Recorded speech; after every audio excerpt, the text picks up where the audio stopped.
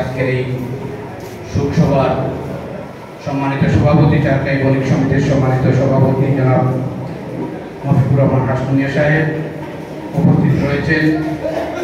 আমাদের এখানে যাকে দেখলে আমরা মনে করছি যে এখনো ওয়াকিল আলী জোয়ারদার সাহেব এখানে বসে আছেন, ওনারই সহোদর ভাই প্রফেসর ডক্টর মোহাম্মদ আব্দুল মুমিন জোয়ারদার সাহেব এখানে উপস্থিত রয়েছেন অনেক অতিথি, কাজী আবুল কাশেম চৌধুরী সাহেব এবং সেবা মেডিকেলের ডাক্তার সাহেব, ফারিয়ার সম্মানিত সভাপতি, বাজারের বিশিষ্ট ব্যবসায়ী জনাব আরাম চৌধুরী সহ অনেক মুরব্বিয়ান, যুবক ভাই, ডাক্তার ওয়াকিল আলী জোয়ারদার সাহেবের শুভাকাঙ্ক্ষী, সবাইকে সালাম, আসসালামু আলাইকুম ওয়া রাহমাতুল্লাহি ওয়া বারাকাতুহু।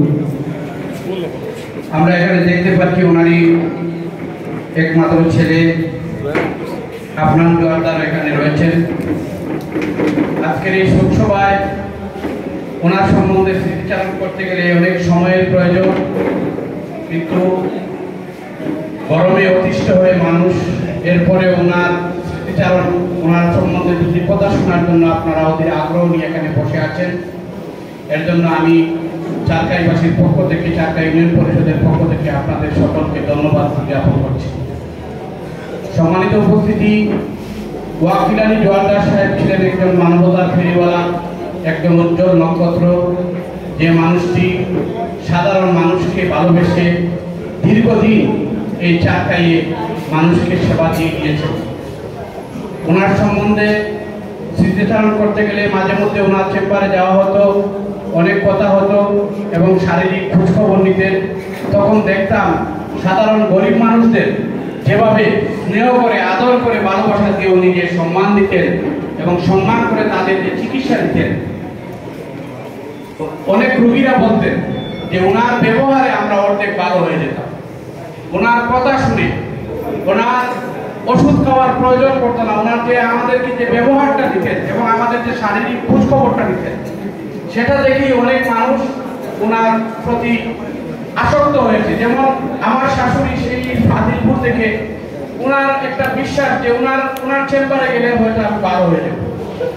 এই ধরনের মানুষকে সুস্থ করার মালিক আল্লাহ রাব্বুল আলামিন, কিন্তু একটা উসিলা মাত্র ছিলেন উনি। আমার একটা বিশেষ স্মৃতি ওনার সম্বন্ধে, প্রায় বছরখানেক আগে, 2 বছর আগে আমি গাড়িতে করে সিলেট থেকে আসছিলাম। আমার গাড়িতে বসা সম্ভবত আমার সামনে মলিক সহ, শহীদুর রহমান সহ এবং মঞ্জুসা সহ আমরা কয়েকজন বসে আছি। এই সময় চারকাই থেকে একটি ফোন গেল, আমাদের জালালনগরের সাথ ফোন করলো যে ভাই একটা সিএনজি যাচ্ছে, আমার কি চুরি করে জানি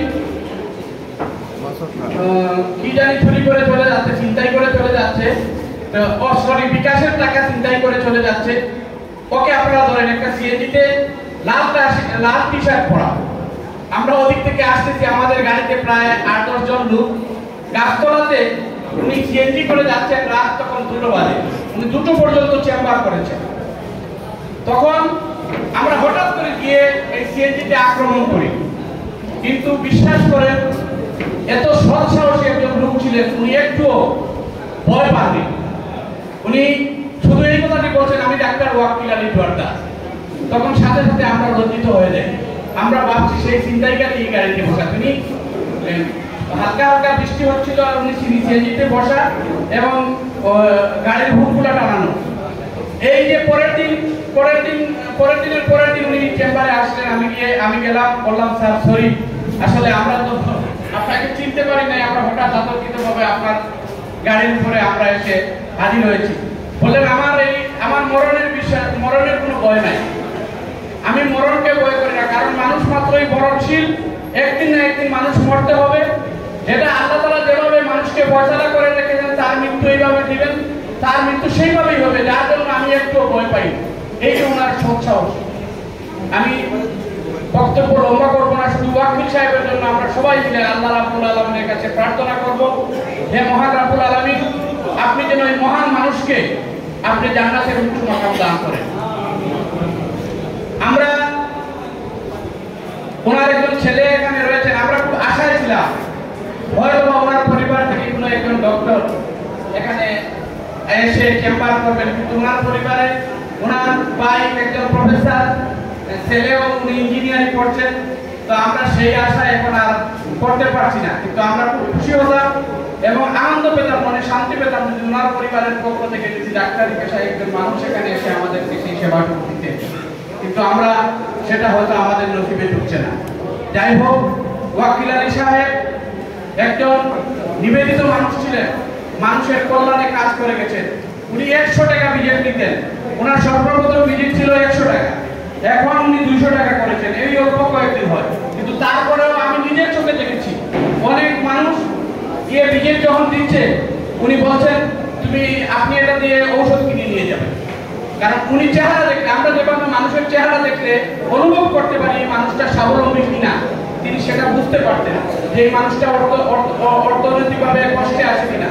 তখন সেই মানুষকে উনি বলতেন আপনি ওষুধ কিনে নিয়ে যাবেন, আমার ভিজিট লাগবে না। এই রাত 2টা পর্যন্ত, কোনোদিন 3টা পর্যন্ত এই মানুষটা এখানে মানুষের সেবার জন্য পড়ে থাকতেন। শুধু যদি উনি টাকা চিনতেন, উনি সিলেটে গিয়ে চেম্বার করলে ন্যূনতম ওনার 700-800 টাকা ভিজিট হতো, কিন্তু সেটা উনি চিন্তা করেন নাই, উনি টাকা পয়সাকে প্রাধান্য দেন নাই। আমি একটা ভিডিও ওনার আপলোড করেছিলাম, আপনি যেভাবে হোক কার মাধ্যমে জানি পেয়েছিলাম, সম্ভবত সুলভাই জৈনের কাছ থেকে বা আপনার কাছ থেকে। উনি ওসিয়ত করতেন, এভাবে বুঝাচ্ছেন, মানে সেই বক্তব্য থেকে বোঝা গেছে উনি মনে হয় আর বেশি দিন বাঁচবেন না। মানে এমন একটা ওনার নিজের মধ্যে একটা ধারণা হয়েছিল, উনি আল্লাহকে ভয় করে কুরআন হাদিসের কথা বলছেন এই ভিডিওতে, আপনারা সম্ভবত অনেকে দেখেছেন। আমরা আসলে এইরকম একজন মানুষকে আমরা হারিয়েছি। আমরা চাই সবাই সুখাহত, ওনার মৃত্যুতে আমরা সবাই সুখাহত এবং মর্মাহত, কারণ ওনার মতো মানুষ আর আমরা চাকে পাবো না। আমরা সবাই মিলে আবার ওনার জন্য দোয়া করি, আল্লাহ যেন ওনাকে পরপারে শান্তি দান করেন এবং জান্নাতের উঁচু মাকাম দান করেন এবং ওনার যে পরিবারকে ধৈর্য ধরার তৌফিক দান করেন। পরিশেষে আপনাদের সকলের এই গরমের মধ্যে উপস্থিত থেকে আপনারা ওনার জন্য এই সভায় দোয়া মাহফিলে উপস্থিত হয়েছেন, এর জন্য আবারও আমি আপনাদেরকে ধন্যবাদ এবং কৃতজ্ঞতা প্রকাশ করছি। ধন্যবাদ।